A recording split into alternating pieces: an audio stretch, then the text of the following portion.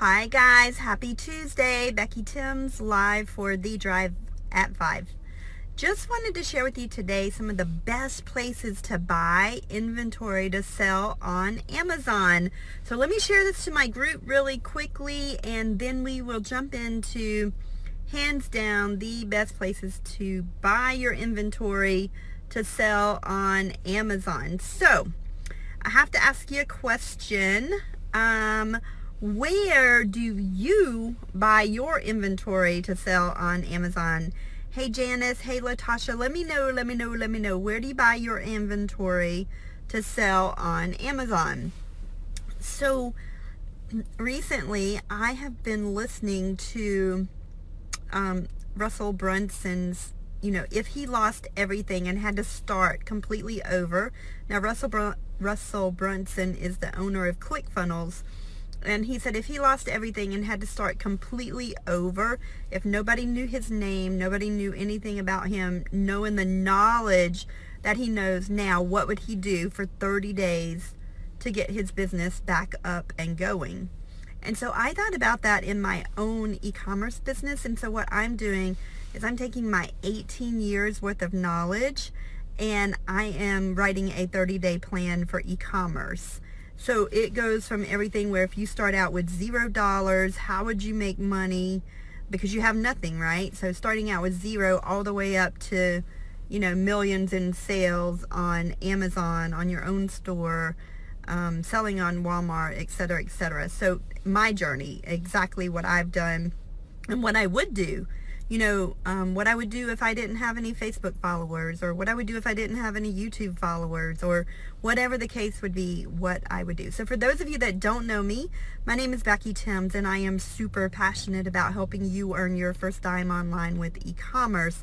I've been selling online for 18 years, and I've been selling on Amazon for the last 5 years. I've had over $1.3 million in sales part-time, all while working a full-time career, have an amazing husband, 2 very active boys. In fact, I am sitting out at the baseball field right now while my youngest son is getting ready to practice. Their practice is starting super late tonight. Hey Kedrick, great to see you.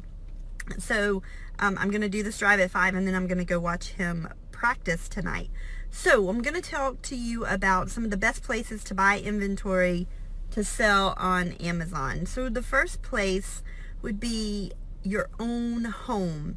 I bet if you look in your own home, you will have books and board games and maybe even some food that's brand new that you've never used before and probably aren't going to eat that can of whole kernel corn. You can sell that on Amazon. You can sell that on eBay, right? So these are some things that you can look for. You could also go to like garage sales and yard sales. You get really cheap prices. You pay cash. So remember, you're starting a business, so you're going to have to, keep a cash ledger or something so you can keep up with the amount of COGS, or cost of goods sold. And you want to do that. Hey Jennifer, thanks for jumping on.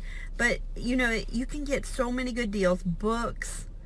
You can get clothes. I personally don't sell clothes. I think clothes are highly returnable items. Like there's a lot of returns, and I just don't need that against my metrics. And some people do really good in clothes, some don't, but it's definitely something you could do. Well, one thing that I do is while others are zigging, I'm zagging. So you can look in your local area for the yard sales. It's usually on the weekends, like Friday, Saturday, Sunday. Sometimes it's throughout the week. But you can look in your area and you can plan out a route. Like the serious yard salers and garage salers, they have it planned out exactly where they're going to go, right? And most of them, well, not most, some of them plan out, closest to their home and then work their way out. Others plan out where they go to the most affluent areas, the richer people, because they'll have some quote-unquote nicer things. I personally don't. I start in the lower neighborhoods because I know in my area that a lot of people go for the affluent areas. And what happens is when people are affluent, they think their items are worth more because they paid more, so they want higher price. Whereas if you go to the areas that aren't so affluent, you may get a better deal. But definitely test it in your area. Depends on how many, garage sailors and yard sailors that you have in your area to do that. And the second place you can look is estate sales. When people pass away, sometimes maybe children get the home, or grandkids, nieces, nephews, uncles, cousins, other relatives, whoever gets the home, and sometimes they'll bring in a whole company, and when there's a death in the family, and everything's for sale, like everything, so you go in there and they'll say everything's for sale except the wife, the kids, and the dog, and they'll price every single thing. So those are some things that you can do to gain some items from estate sales. The third one is church sales. Some churches in the area, this is kind of like yard sales, but you get 10, 15, 20, 30 yard sales all in one, because sometimes the churches will like set up little booths and just have a in their little sitting area or whatever, and you could go in and just shop, especially like right around now when it's time for fall bazaars. Sometimes they do it in the spring and the fall. So definitely, check your area for the bazaars, the fall bazaars, and see if you can get some great deals at church sales. Then, of course, there's the thrift shops, there's the consignment shops, the donation centers, and Goodwill. Now, Goodwill is pretty cool because not only do they have the Goodwill retail stores, which we all know about those, but some places, depending on where you live, they have the Goodwill Outlet Stores. And oh my gosh, this is the best places because you get to pay by the pound. Now, yeah, you have to dig through the stuff, but I found an item where I paid 50 cents for a book.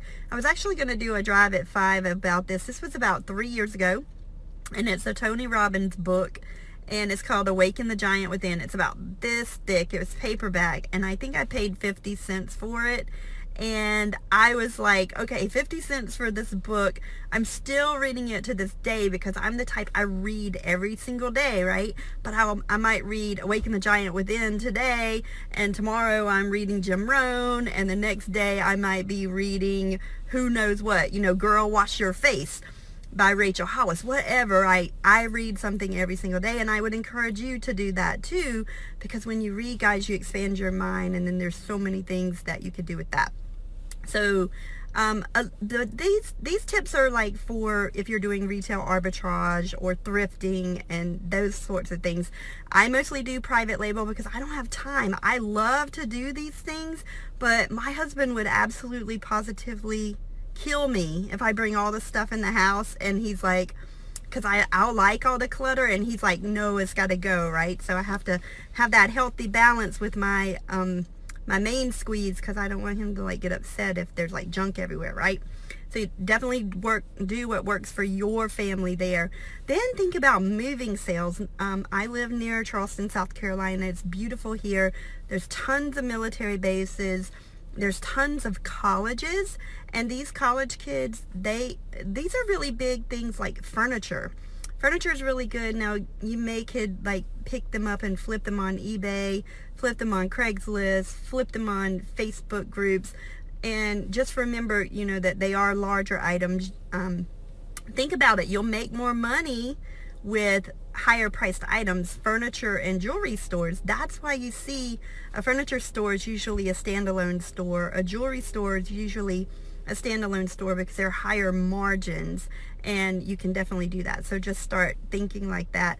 Of course, CraigsList, I already talked about that, how you can not only can you create your own ad, but you can browse ads that are already on there. Debbie Kane, Girl of Peace, so good to see you, y'all. I'm so excited because of Debbie's e-commerce business. Tomorrow morning at 6 o'clock a.m. she is leaving for her and her husband John, they work their e-commerce business together, their first honeymoon/vacation ever, and they've been married for 25 years. Girl, I am so excited for you guys. High five. Enjoy Mexico. Y'all gonna make me cry. Okay, anyway, have a good time on vacation. I'm super duper excited for you.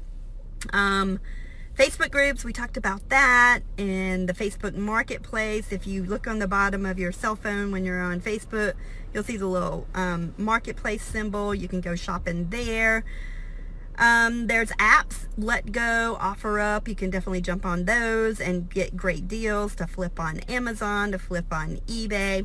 This is one a lot of people don't think about. But if you look in your newspaper, like if you have a local newspaper, I know people are like, who reads the newspaper? It's all online. But you can run like a little ad in your newspaper and say something like, you know, I buy books, or I buy used iPads and iPhones, and flip those types of things, electronics, online.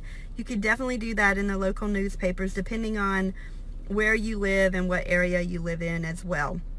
Another thing you could do is storage unit auctions. I know since they came on TV and everybody's doing this, you could do that. I know 18 years ago when I first started, I was wondering, you know, like when I started selling on eBay, I was wondering why there was so many storage units around. And at this time I lived in like near Orangeburg, South Carolina, and I was like, well, maybe they're around because of all the divorces, right? Because the divorce rate's super high. But then I could never understand why there's so many of them. And that would be one thing that you can do, is actually look at the storage units. Only bid on what you can see. Only bid on what you can see. Don't gamble on what you can't see, because there's no telling, you know, what you can see there. Live auction houses, you know, where they say, I got $1, got one, there's two, whatever. I'm not an auctioneer, but definitely the auctions. You can go to the auctioneers and it'll be like lot 666 sold. Phantom of the Opera. Love that musical. Something, you know, definitely look at the auction houses. And I personally purchase off of Alibaba. You need to know what you're doing.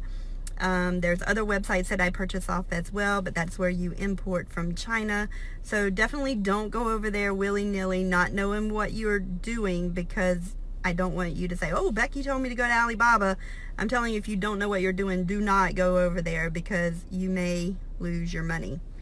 So that's the tips that I wanted to share with you today on how you can find inventory to sell on Amazon. If you have any other tips, let me know in the comments. Let me know. Leave a 1 in the comments if this is your first time watching me. You know, I have been going live every single day for 2 years. 2 years, and just sharing e-commerce tips freely. Like I said in the beginning, I've been selling online for 18 years, Amazon for 5 years. One day on Amazon, I sold 1,237 items, like 1, 2, 3, 7, right? One day, 1,237 items. No pay-per-click, no ads, no external ads. This was thebomb.com. Granted, now it is harder to do that, but it can be done because I've done it. So I hope you all have an amazing Tuesday. I will see you tomorrow on The Drive at 5. It's Wednesday, so remember to bless someone financially that's a complete stranger tomorrow. And I'm off to see my son practice baseball now. So I'll see you tomorrow. Have an amazing day. Bye.